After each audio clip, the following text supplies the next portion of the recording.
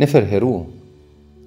النهاردة الشخصية اللي هنتكلم عليها ما هياش شخصية ملك أو ملكة أو وزير أو كاهن زي ما احنا متعودين. لأ، ده احنا النهاردة هنتكلم عن قطة. الشخصية اللي هنتكلم عليها النهاردة اسمها تا مياو، وترجمتها بالحرف إنها القطة. أيوة، القطة باللغة المصرية القديمة كان اسمها مياو، واحنا احتفظنا بكلمة مياو لغاية دلوقتي.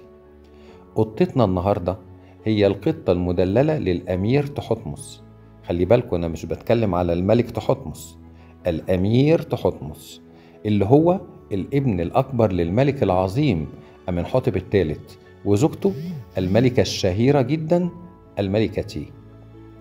هو كان ولي العهد، لكن مع الأسف هو توفي قبل والده، لذلك انتقل العرش إلى أخوه أمنحتب الرابع. أمنحتب الرابع الشهير بإخناتون طبعا، اللي حكم مصر هو وزوجته الجميلة نفرتيتي.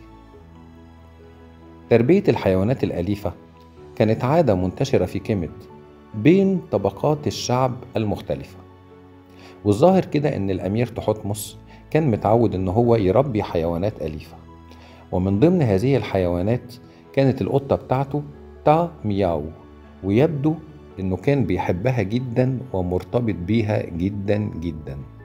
لذلك لما القطة دي ماتت، على فكرة احنا ما نعرفش ظروف وفاتها، هل هي ماتت في حادثة، ماتت صغيرة، ماتت بطريقة طبيعية، محدش عارف. لكن الأمير قرر إن هو يحنطها وجهز لها التابوت اللي احنا شايفينه قدامنا في الصورة ده. طب ليه عمل كده؟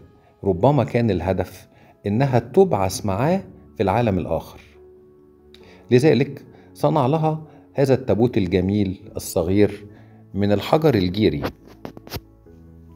طب نشوف الديكوريشن بتاعت التابوت دوت. هو في ديكوريشن من كل الأجناب.